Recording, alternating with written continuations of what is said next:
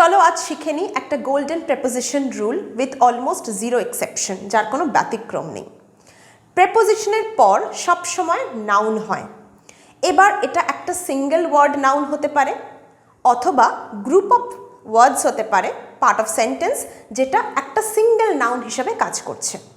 অথবা তোমরা দেখে থাকবে যে প্রেপোজিশনের পর ভার্ব হয়, কিন্তু সেক্ষেত্রেও সেই ভার্বটা নাউন হিসাবে কাজ করে।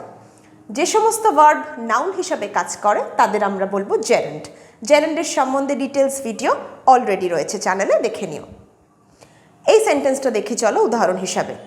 He is good at swimming. At হচ্ছে প্রেপোজিশন, সুইমিং কিন্তু ভার্ব, কিন্তু এই আইএনজি যুক্ত ভার্ব যেটা নাউন হিসাবে কাজ করে তাকেই আমরা জেরেন্ড বলবো।